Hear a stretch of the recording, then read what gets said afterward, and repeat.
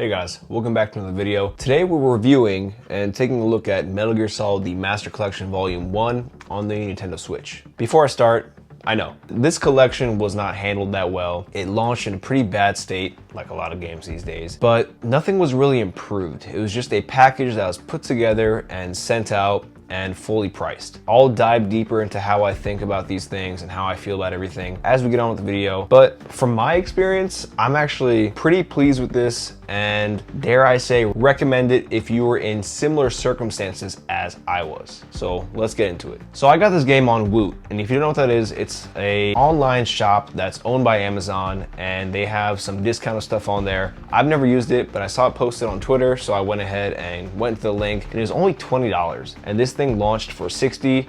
No way am I buying it for $60. No way did I buy it for $30. A lot of these games go on sale separately for about $20 a piece, sometimes $15. But I got $20 for the whole collection. I was like, okay, well, it's $20. What can I lose? You go to like Chipotle and get a little extra and you're getting close to 20 there. So why not just get a game for that? I was waiting to bite the bullet. I do have a lot of these games on. Actually, you'll see in the video, I have so many Metal Gear Solid games, specifically these ones. I have more of 4 and 5 and the PSP games and the Game Boy Color games. I just collect these games because it means a lot to me. I grew up on them. It's nostalgic. So when I see it, I pick it up, and this is just another way that I added it to my collection. Like I mentioned, I want it on the Switch because it's really the only console I don't have Metal Gear Solid on. I have it on, well, the other handhelds are PCs, so I have it on those. Xbox, PlayStation, I already have all of those, so why not get it for the console that I don't have it on? I mean, I even have the 3DS Snake Eater, even though it's not that good, but I have it. Getting into the unboxing itself, it's pretty straightforward. It's a Switch game,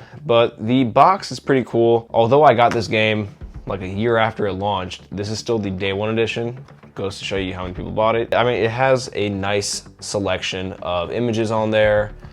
It even has a pretty nice interior. This is the bonus music tracks that I already claimed. But you can see on the inside, just the artwork behind the text. I wish it was a reversible cover, but it's not, and that's fine. I mean, it's still pretty dope. I don't know, I like looking at it. Call me weird. They could have just left it white and they didn't. They put some effort into it, let's say. Now, the rumors are true, and I guess they're not rumors because people have already said this before. I don't know what comes in the cartridge, but it feels like nothing. When you put the game in, all the icons, that's another thing. All the icons are separate. They're not housed within the one icon for the Switch. So you have Metal Gear Solid 1, 2, 3, the volume collection, and you also have a different icon for the MSX games. That being said, you also have to download all of it. Like, nothing's on there. Only a select few. I feel like just the shell of everything's there. But you have to go online and download the games, and it's not like the craziest size. Let's see if this says what size. So the games together require at least 32 gigabytes. So if you have an SD card that has enough space, cool. If not, you're gonna need one, or you can just download these piecemeal. And the additional stuff that comes with the collection also requires a download. So you have the digital novels, you have the soundtracks, you have some images. If you want different language packs, you have to download those too. Not a big deal. It routes you to the eShop. It is a little annoying how it routes you per thing, and you can't just be routed to like one page that has everything. You can check the box, but I guess it's a good way to, it's not a good way. I don't like it. But I do have to say, I never really took an in-depth review at this game when it came out, this collection. It has so much to offer. It is just jam-packed with stuff, and I wasn't prepared for it. If I really want to sit down and look through all the game manuals, look through all the artwork, listen to all the songs, I'm getting well worth $20 what I paid. Is it worth $60? I don't know. That's up to you. But I definitely think all the content I'm getting, like, I'm getting my money's worth. And paired with the Switch OLED screen, it just looks awesome. If I were to play this on, I guess it depends if you're playing on a monitor that's OLED or a TV that's OLED, but it's a nice screen. The size of it kind of eliminates the need for a higher resolution. It's 720p when it is in handheld, and it shoots for 1080p when it's docked, and that goes for just the system in general, but the games. The games are 30 FPS with those resolutions. They're playable. I mean, if I wanted better performance, I would emulate them, which I have before, and I can run those at whatever resolution and uncapped frame rate if I want to, but I don't care. I'm here to just play the game, the very old games. So being picky about it in the first place is like, what's up? So this collection comes with a lot of games, and I'm gonna read it off a list because I don't remember. It comes with Metal Gear, Metal Gear 2, those are on the MSX, Metal Gear Solid 1, Metal Gear Solid 2, Metal Gear Solid 3, and the 2 and 3 are from the HD collection. And you'll even see it when you launch the game. It says from 2015. I forgot when the collection came out, but it has the date. They literally just dragged and dropped it. They didn't really do anything there. And then the bonus content, which is only in the collection. I mean, you can get it online. You have the NES version of Metal Gear, which is technically not canon. You have the sequel to that, Snake's Revenge, which is also not canon. And then on top of those, you have the digital novels for Metal Gear Solid 1 and Metal Gear Solid 2. I actually haven't looked at those before, and I'm actually pretty excited to watch those because it's like an interactive, like you don't have to flip through it. Someone is narrating it and you're just kind of watching it. It's almost like a movie. And then you have all these soundtracks as well. The soundtrack thing, I wish there was something on the system where you can just press the home button and get out of that while you listen to the soundtrack, but I guess that's more of a Switch issue. But if you put on the TV, just press the soundtracks and go do whatever, I guess that's pretty cool too. The HD collection is nothing new. Even the most modern games on there, which is probably MGS3, I mean, that's modern, like it's an old game. You do have some cool options. You can play them at native resolution with a more square screen, and you can customize the borders. You can also go ahead and remap the buttons. You can play it widescreen, which is actually what I've been doing. I played Metal Gear Solid 1 all widescreen without the borders, and I have pixel perfect. Yeah, it's a really cool way to play. Like having almost no bezels on the Switch OLED, nice screen. If it's stretched a tiny bit, I'm not complaining. You get used to it after a while, you adapt pretty quickly. When it comes to performance, this is where a lot of people poop their pants. Why are you doing that? You don't need to poop your pants. This collection, I've played every single game on it so far. I haven't completed all the games yet, but everything is 1000% playable. I've never run into an issue that crashes the game or doesn't let me play it, or I may nitpick things, but in terms of getting an experience that is at least better than the original launch experience, it's there. Now, I may have hit a few sections where it stutters. I don't know if that's a Switch thing or if it's a port thing. It might even be an original game thing or it just slows down. We are running at 30 frames. It's not 60 like we're all used to. So some stuttering or some little jaggedness is, I mean, for me, I accept it. It is what it is. But very rarely do I see that. Another nitpicky thing is some of the audio lines might be missing because this launched on different systems. When you're on a codec call and he's like, hey, press start or press plus, like they just seem to cut that out. I would have liked if they could have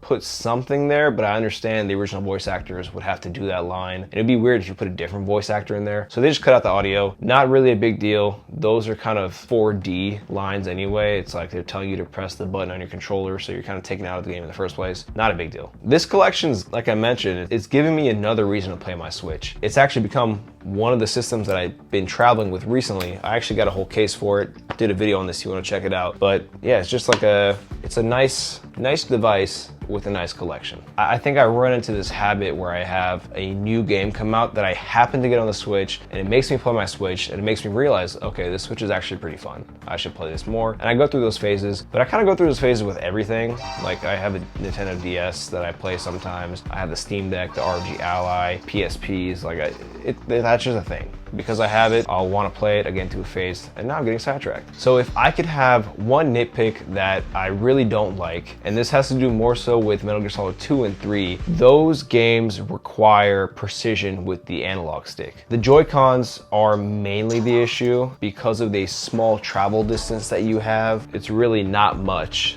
compared to an actual controller stick where you have a bigger range of motion. So again, this is tied more so to the Joy-Cons. I have played on the Pro controller and I haven't noticed these issues, but some of those games, if you tilt a little bit, you're supposed to kind of creep, and if you full send it, you run. But because the dead zones are kind of not normal, it's very fine line between, okay, I'm not moving, I'm creeping a little bit, and then I'm full sprinting. And that can mess you up in this game, especially if you're trying to be stealthy, which is the name of the game. Not a deal breaker. You just have to be a little more conscious of it. Metal Gear Solid 3, you can use the D-pad to sneak even slower, but just a nitpick I had. I guess this can be solved if you have third-party Joy-Cons that have bigger travel distance. I'm not gonna do that. I don't think this collection is worth $60, to be honest, because you can get all these games. You might already have all these games. I have all these games. I have many versions of all these games. I can play these games, I can emulate them, legit backups. So to pay $60 for this is not worth it, especially the condition that they're in. If they were to rework on the games and improve the quality of life and put them out, maybe, but these are just ports. So paying $60 for this not really an option for me. I wouldn't do it. Paying 20 for this, yeah, I mean, I did it. Do I think you should do it? Are you a fan? This is a really good place to hop in if you are not a fan. If you are a fan, you're probably gonna buy it anyway because you love the games. If you're not a fan, this is a good way to kind of get into the story. Metal Gear Solid has one of the craziest stories, multiple storylines, and this is a streamlined way to say, okay, this is the first game, second game, third game, kind of understand things. You have the digital novels, you have the audio, you have the manuals and tech. You have all this stuff you can look at to kind of dive into that lore. It's a really good one-stop shop location. My hope is that they continue. This is a Master Collection Volume 1. One would assume that if you start numbering things, you would continue to the next iteration. So Volume 2 could be anything. People are saying it might be Twin Snakes, which is the Metal Gear Solid 1 remake for the GameCube. They're saying it might be the PSP games like Peace Walker and Portable Ops. They're saying it could be Metal Gear Solid 4. I don't know. I'll take whatever. I mean, you even have Ghost Babel, and you have Acid. You have all these games, so whatever they make for Volume 2, I hope they learn their lesson in terms of upping it a little bit in terms of effort, but anything is better than nothing, right? Maybe, sometimes. In this case, I think Volume 2 would be nice. Whether I think it's gonna launch on the Switch, I don't know if the Switch is gonna be on its next iteration, I don't know, but in general, having a new volume would be nice. I also think this is a great place to start if you saw Metal Gear Solid Delta announced. That's coming out pretty soon during the recording this video. Right now it's August of 2024. So if you haven't gone into Metal Gear, 3 is always a pretty good place to start because it's kind of the start of everything chronologically in terms of the story. Before you play Delta, I'd recommend playing the original 3. That way you kind of appreciate it more. I don't know. You can do whatever you want. I can control you like I always say, but I would recommend that. I mean, 3 plays pretty well now with modern controls. It's gonna play even better in Delta. So it's a nice thing. You can kind of play and be like, oh, I like how they kept true to this. It's like Metal Gear, it's like Resident Evil 4 and 4 Remake, how fans could be like, I remember this part, I see what they added, I see what they changed. So I definitely think that vibe is worth it. And I will be playing Delta on the ROG Ally, on the Steam Deck to show how that performs. No shot that's coming to the Switch. All right, guys, I'll leave you with some extra gameplay if it hasn't already run out. I mean, this game runs well. The Switch battery life is pretty good. So you can get a lot of gaming on this, good quality gaming as well. For the gameplay, I've mainly recorded just recording the screen because I wanna. I did use the recording function on the Switch sometimes and captured it and sent it to my phone, and I'll have some of those clips as well, but primarily it's just gonna be handheld play because that's what I do. And you'll get a good feel about how it looks on the OLED specifically, even though you won't be able to see the same darknesses that I see. That sounded, I'm happy.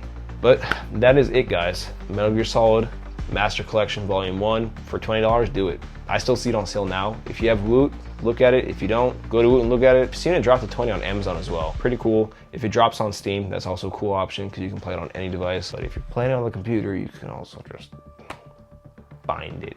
You know what I mean? Just find it, legally find it. If you like the video, drop a like. If you want to see more videos in the future, consider subscribing. And I'll see you guys in the next one.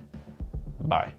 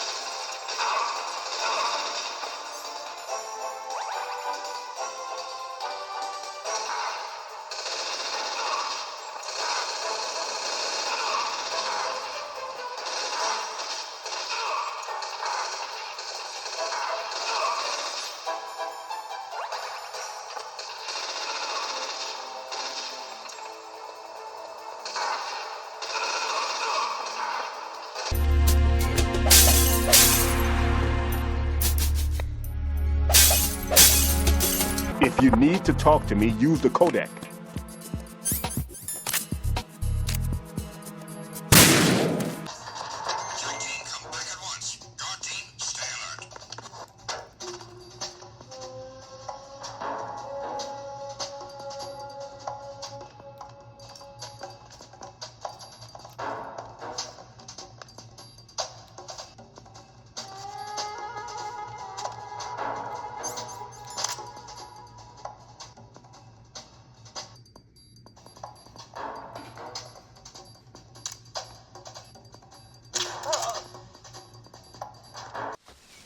Snake, try to remember some of the basics of CQC.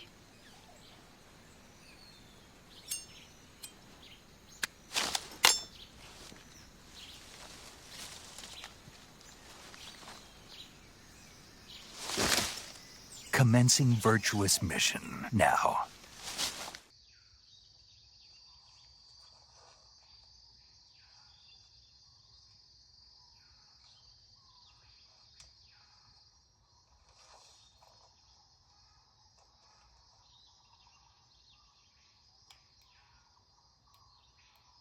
Major, I've spotted 2 enemy soldiers. They're probably KGB troops sent to guard Sokolov. AK-47s and grenades.